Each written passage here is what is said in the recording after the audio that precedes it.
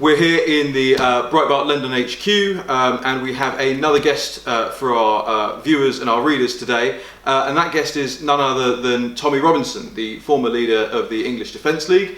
Tommy famously left the EDL relatively recently, and he's here to talk to us today not just about that, but about his experiences in the not so distant past, about going to prison, about the establishment attacks on him. Tommy, thanks so much for joining us today. Thanks for having me. I just want to, for the people that don't know you, talk about your background a little bit. You were born in Luton, is that right?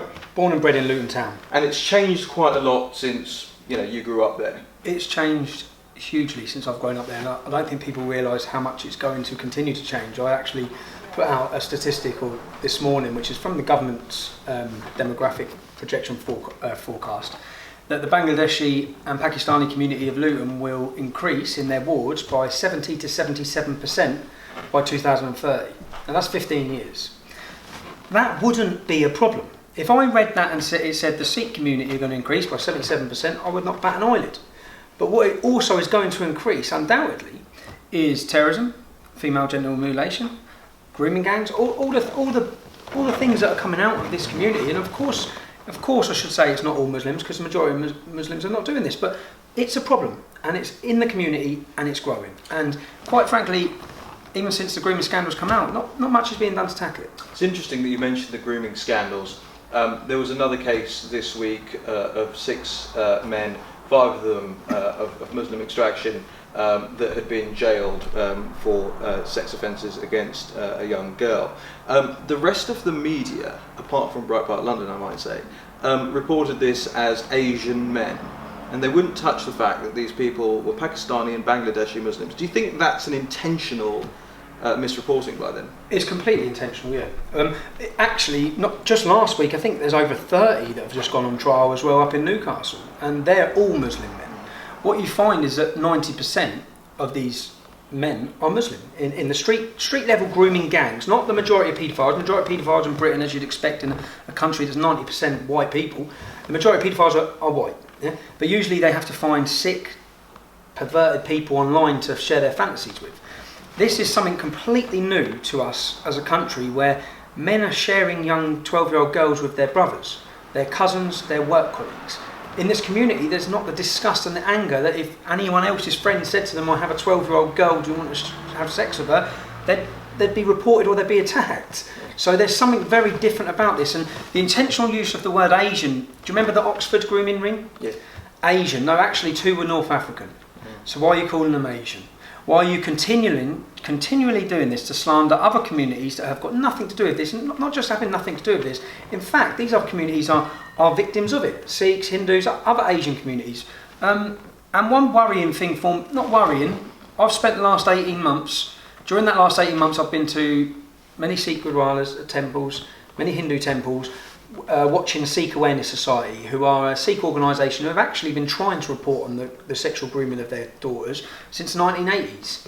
And I've been to watch the talks they're giving and the seminars they're giving to educate their mothers, their daughters, on the signs and how they can prevent it and where they can go for help.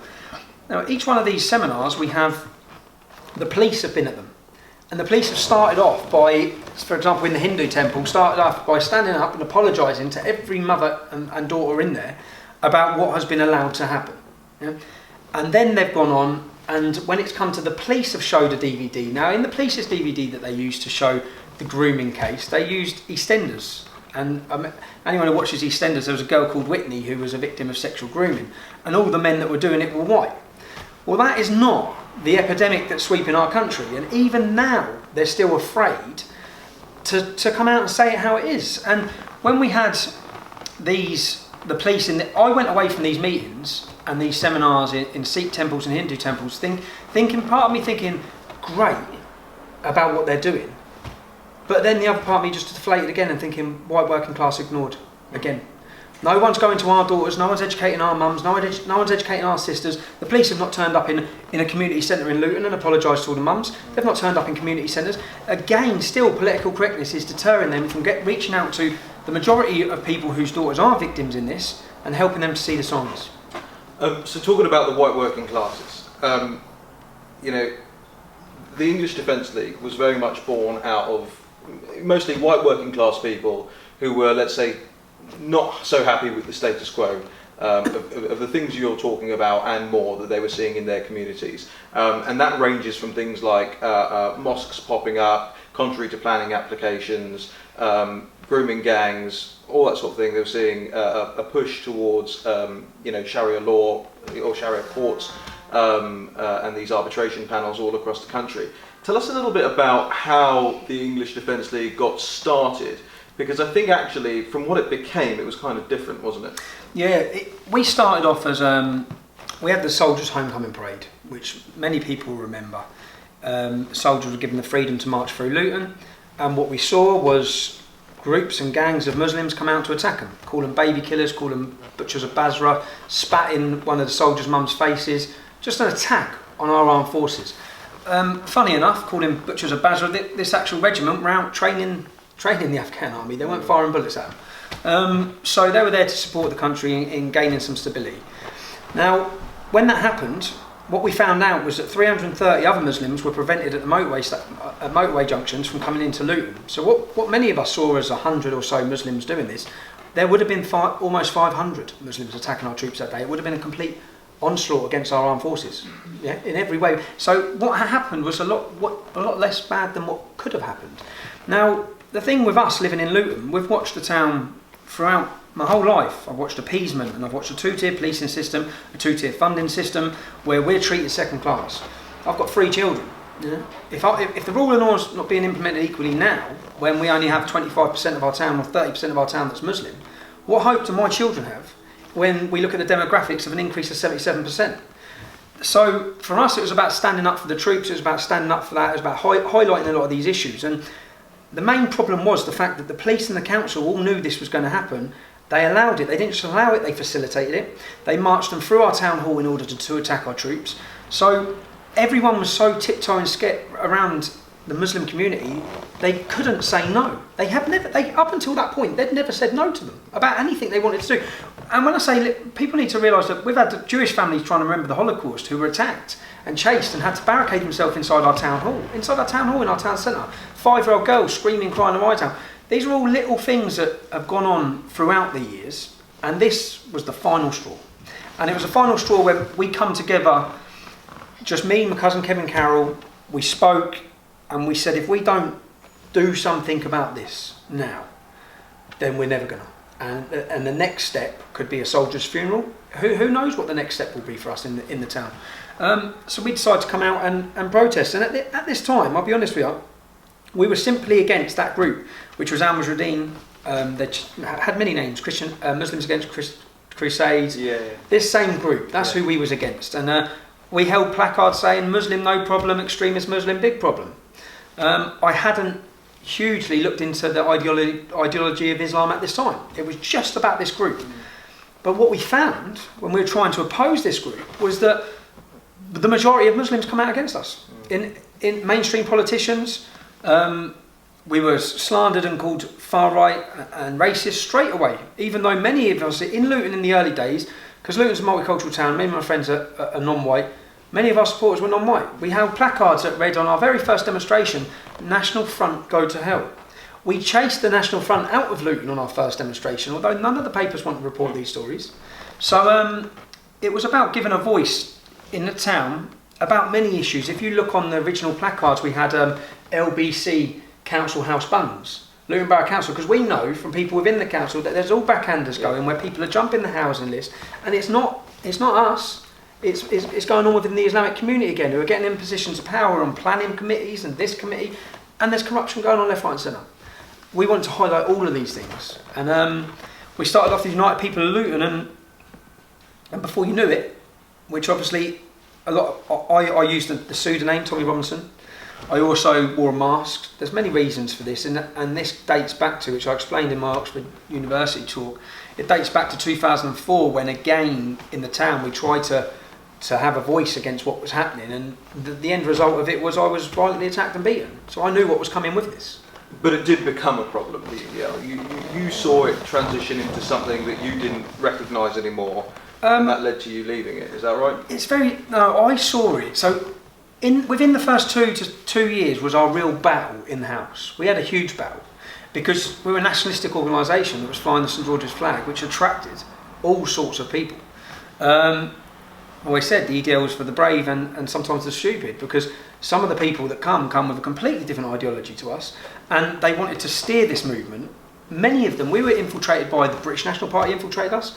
They put people into positions of power. In fact, I'll explain one time. We had a compere on the stage who always used to introduce, and he was in quite a powerful position because everyone knew him.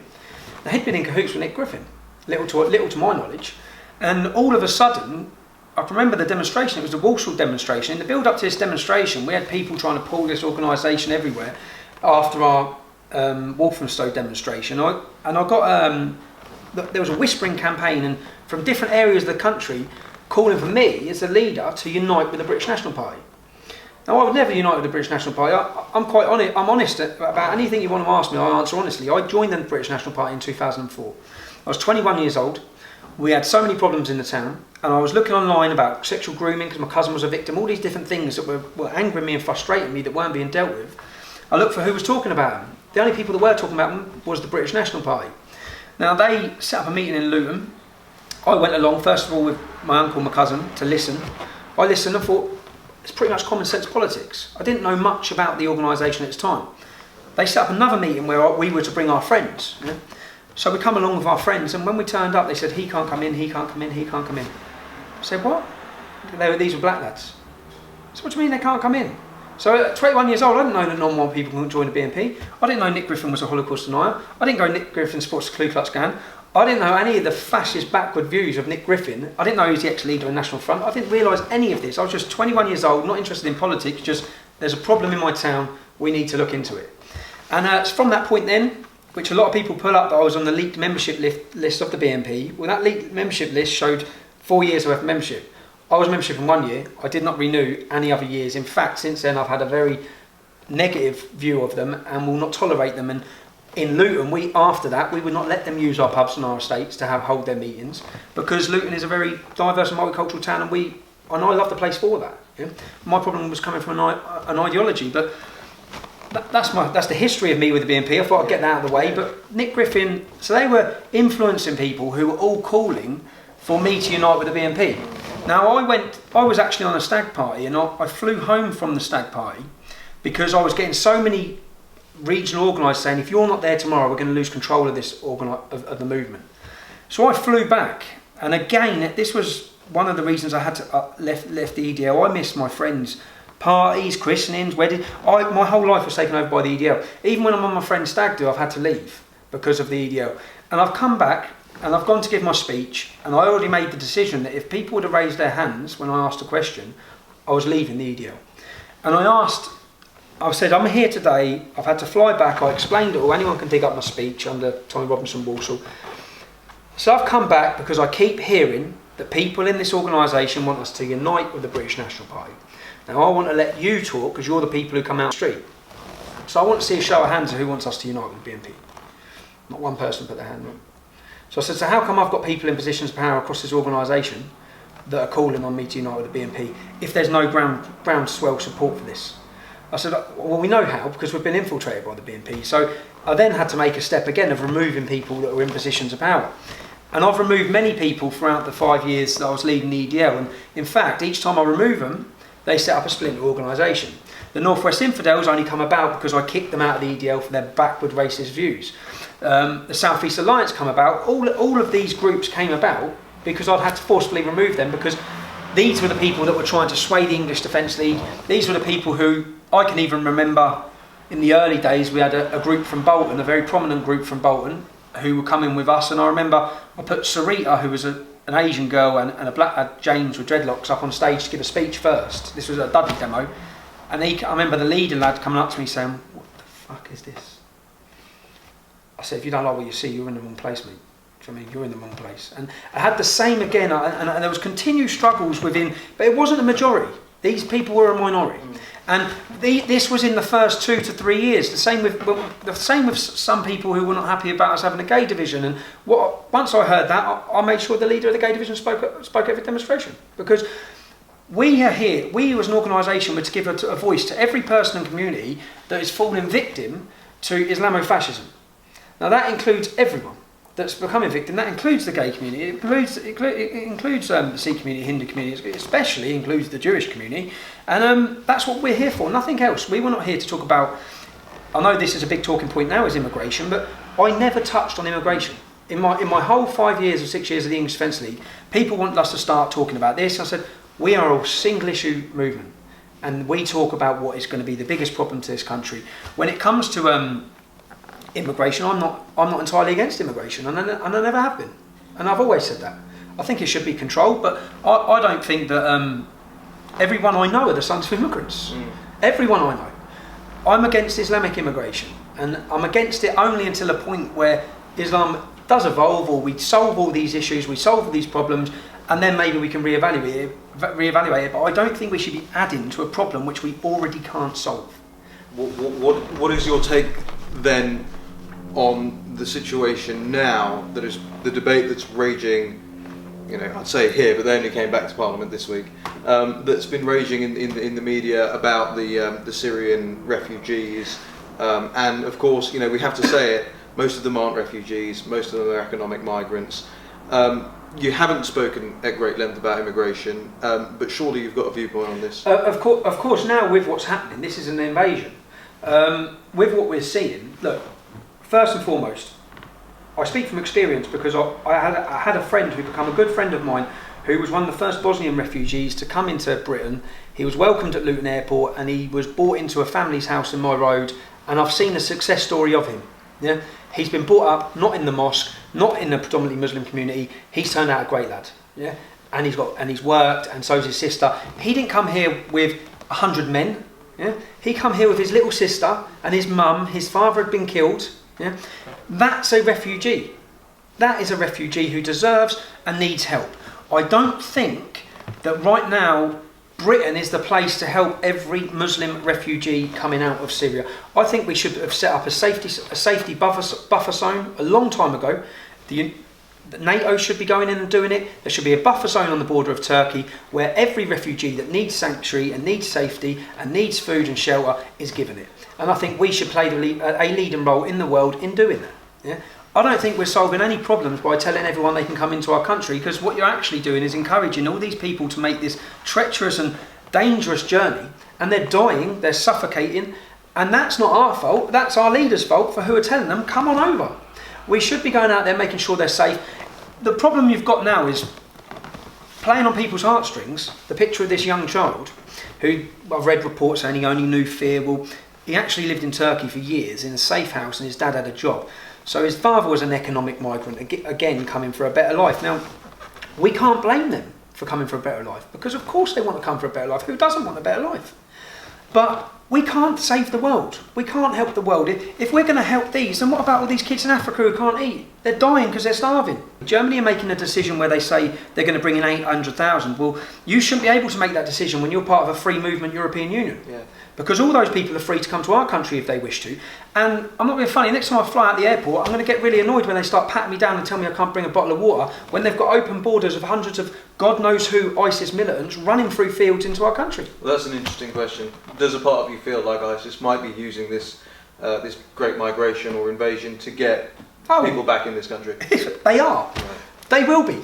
If you was in charge, I always have to, whenever I put myself in situations, whether it be Muslim organisations or the police, I always sit and evaluate things from their point of view. What would I do if I was them?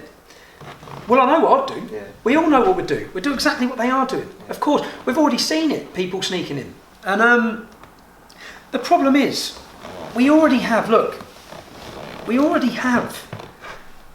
so many Muslim communities in this country that are ghettoised, that have got Salafist Wahhabism just flying through them, taking over their whole communities. We've seen Saudi Arabia is going to want to throw money into Germany to build the Syrians' mosques. Well, guess what mosques they're going to be? Salafist, Wahhabis. Whoever funds these mosques, whoever funds this drive in the religion, is going to be the dictators of what sect or form or way of thinking is promoted through these mosques. We're heading to a path of destruction, and that's it. And to say that, you yourself probably get a lot of grief. I get a lot of grief, and I just don't get it. I think, look, we have to, And all these people, what it's about is making themselves feel better for 10 minutes. Oh yes, look how great, look how liberal I am, I'll let them all in. Well no, because they're not going to be living on your street, they're not going to be robbing your son, and they're not going to be raping your daughter. But those things will happen with some of these people, not all of them, and I think that refugees should be helping. But as you've said, what sort of man, the thing that gets me is what sort of man, if a war breaks out here today, what sort of man is going to leave his mother, his daughter, his brother, his sister, even his friends, and run? So these men are all when I look at the pictures of them, they look like young, fighting age Muslim men who should be fighting for their country and fighting for their future, and not expecting us. And all the videos I'm watching of them, they don't look grateful. In fact, they're just screaming Allah Akbar and throwing rocks at the countries that are trying to help them. So, to bring you back to it, why did you distance yourself from the EDL? What was the pivotal moment for you? The pivotal moment, there's a lot that I haven't spoke about as well. Yeah, there's a lot that I haven't spoke about. There's so much that's gone on that I haven't spoke about. Are you allowed to talk about the book? I am allowed to talk. Yeah, I've wrote a book. In this book, I tell the whole heart truth. So there's so many things that I haven't admitted about, even about myself, and I have made a lot of mistakes, and I have done a lot of things wrong. And I'll tell the truth about all of that in my book. And I also tell the truth about many of the reasons why I left the EDL. It was a mixture of things. The full story hasn't been put out there. I will wait for my book to give every single part of information. Sure. But I did leave. I was growing continually frustrated. I didn't feel I had the support at the moment I left of every area. For one example, there was due to be a demonstration in Bristol, the Bristol area, in the build up to Christmas. Now, just little things like, I don't think the English Defence League should be marching for a city when it's Christmas, yeah? Because I think you'll anger the population of that city. But they were still going ahead with the march. I'm the face of the English Defence League. I have to argue every point and everything we do over. So unless I had the support of every single region and area over these issues, then it was difficult for me. And then when I went into custody, I spent 22 weeks on solitary confinement. My family would have been made homeless if it hadn't been for a friend in America, Pamela Geller. My family would have been made homeless. The support, the whole time I thought, I had people saying, we're by your side, we're with you. I realised when I was in there, no, my family are actually on their own. And if I do get killed, which is the way it's heading, probably the way it's still heading, then my family won't be looked after. All the while that I thought they would, it sort of like dawned on me as a bit of a reality that they wouldn't.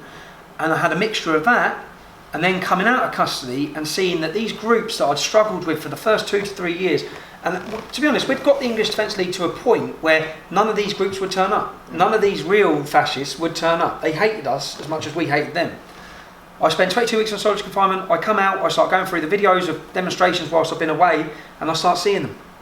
And I think if the rest of the people in this movement have not got the leaders, there's no leaders there is it just me that's holding these people back? And I felt that all my time and energy was being spent on tackling the far right within the English Defence League. And it was just there's one thing I couldn't handle, and that was it. It was just non-stop.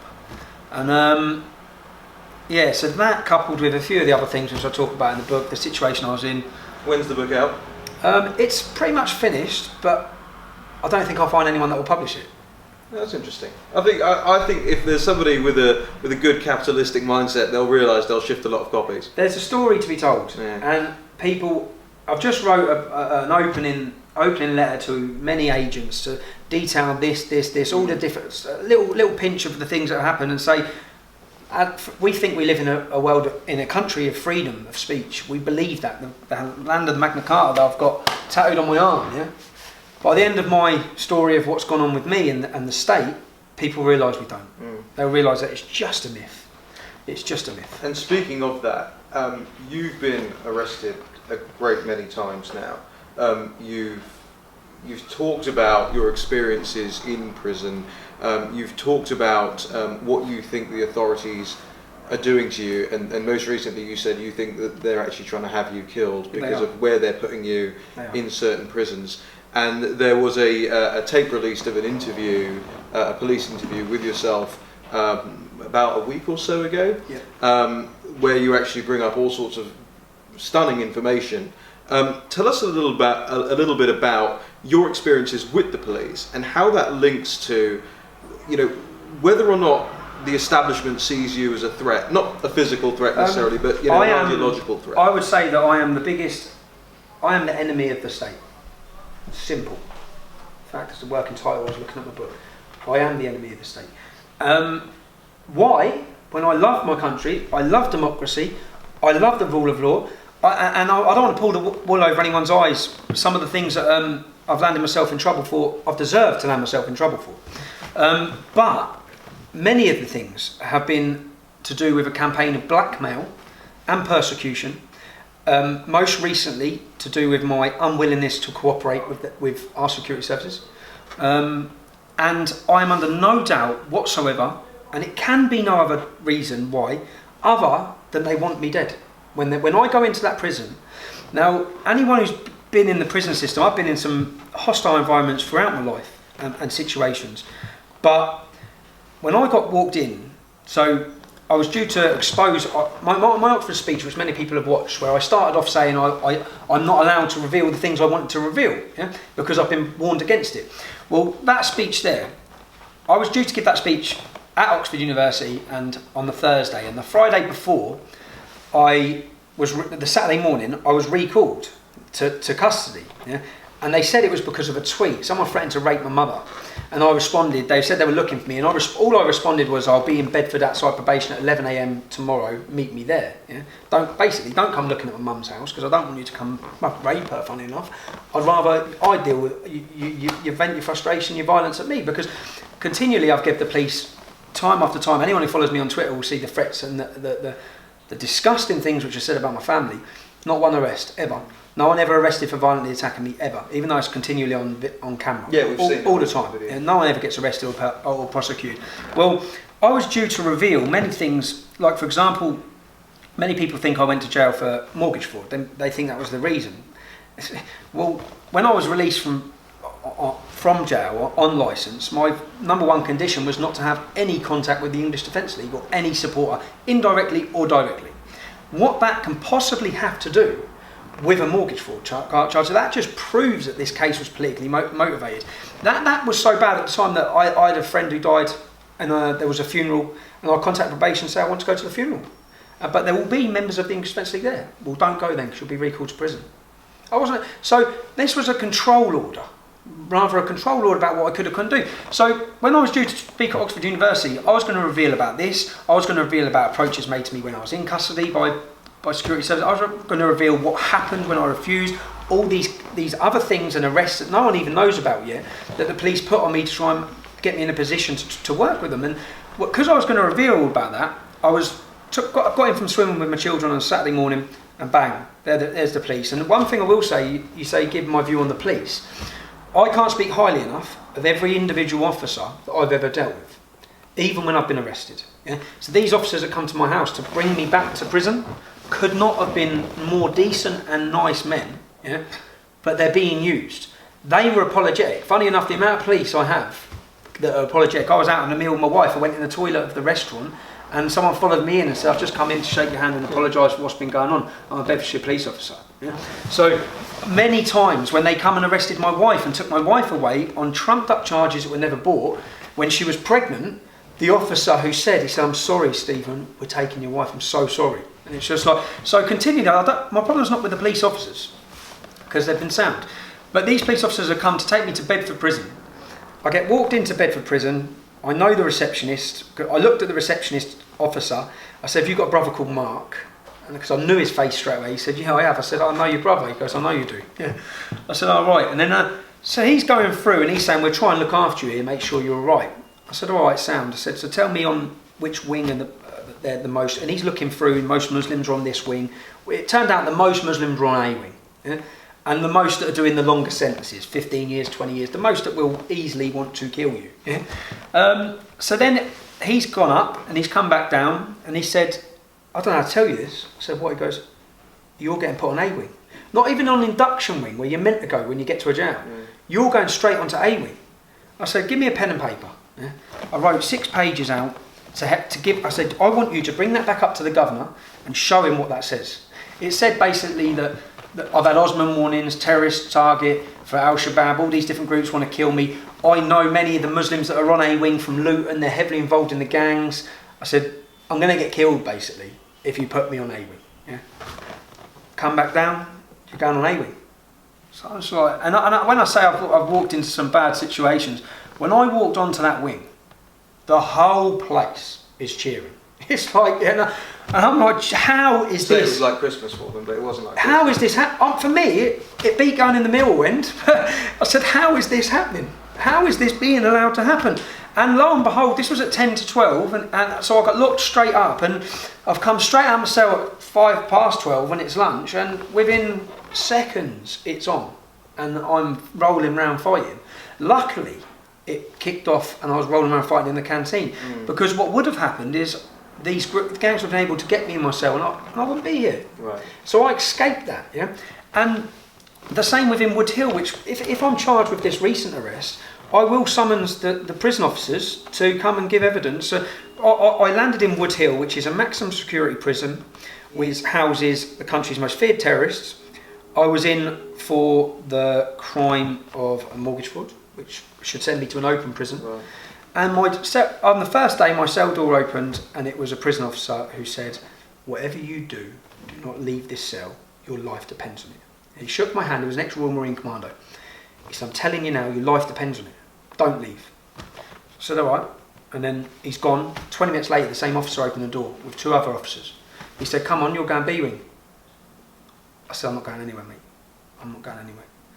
And then I got arrested for refusing to leave my cell. So I got arrested due to see the governor the next day. So then I see the officer again later, and I say, "What's going on? What's on B-Wing?" He goes, the 4 of the Muslims that were planning to blow you up and kill you are on B-Wing, yeah, during 28 years.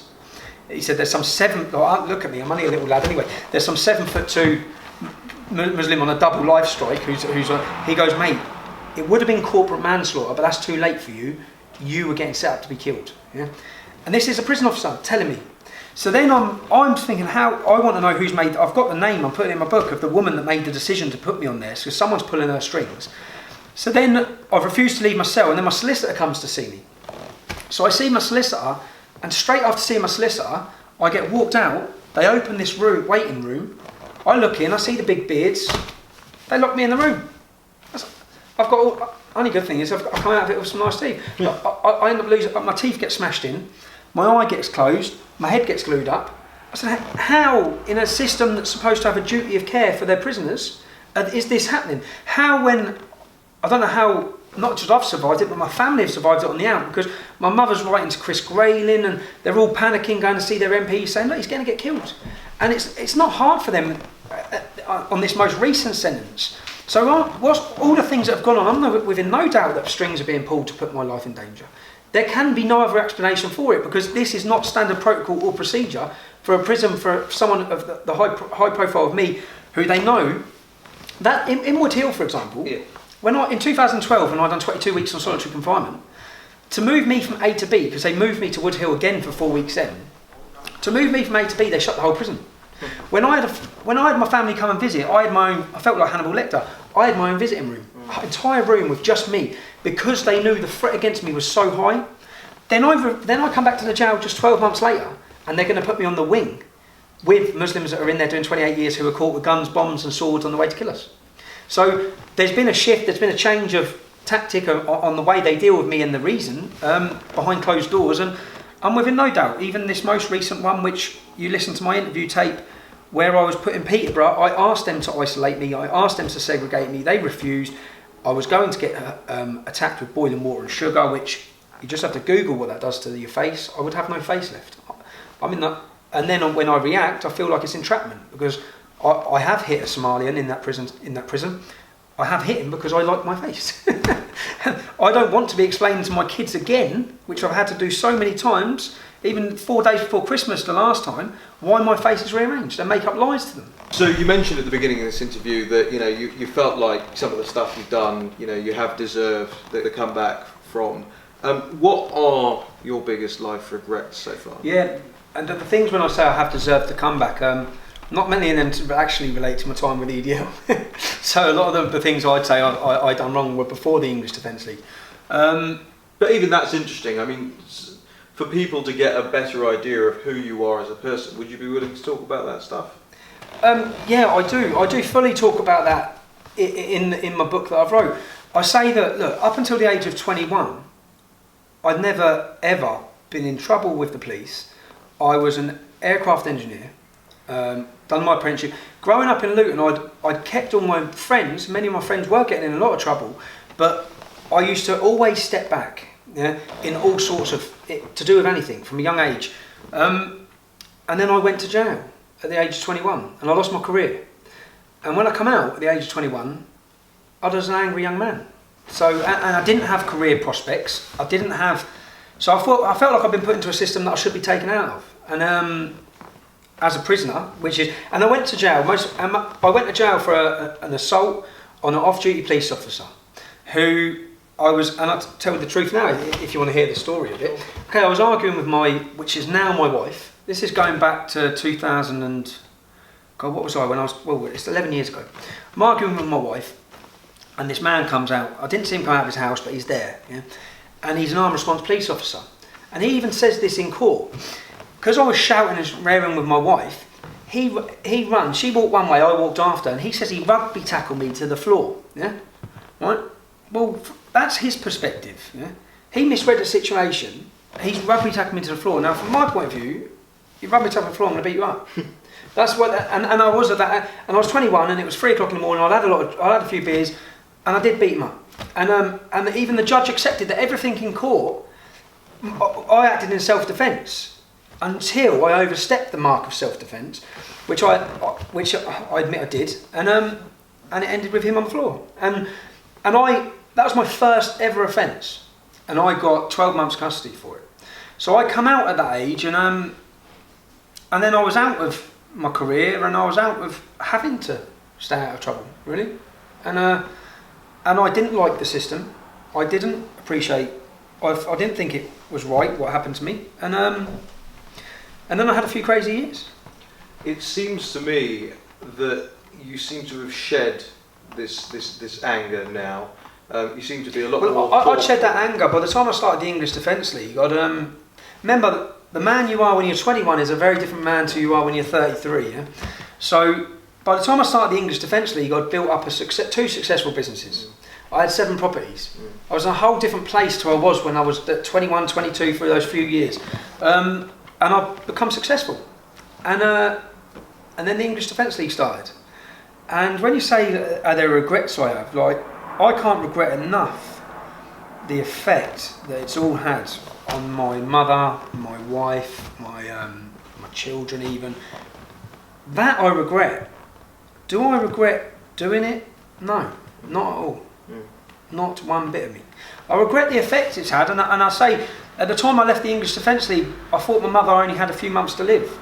And I thought I was going to be in jail when she died. And all I knew at that moment in time was that she needed peace in her mind.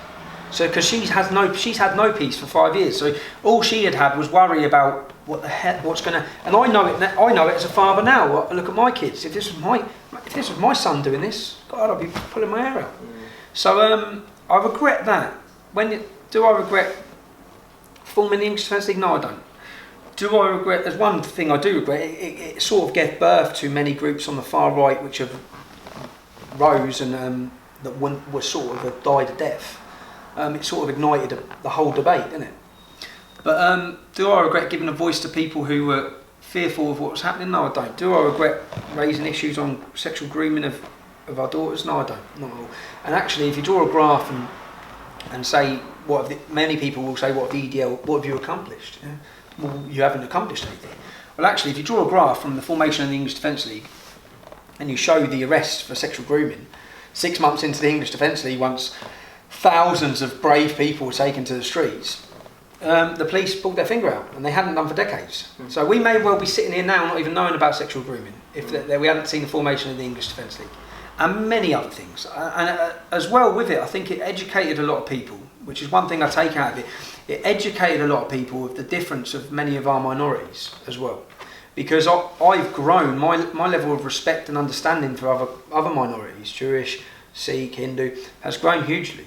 And I've used my position to educate what is a predominantly white working class group of people to understand it by quoting this great legend himself many times on his views on the Sikh community, his views on many things. So I don't regret filming incidentally, but I do wholeheartedly regret the effect it's had. Well, Tommy Robinson, thank you very much for joining us here at Breitbart London's HQ, and we look forward to your book. Thank you very much. Cheers. Cheers.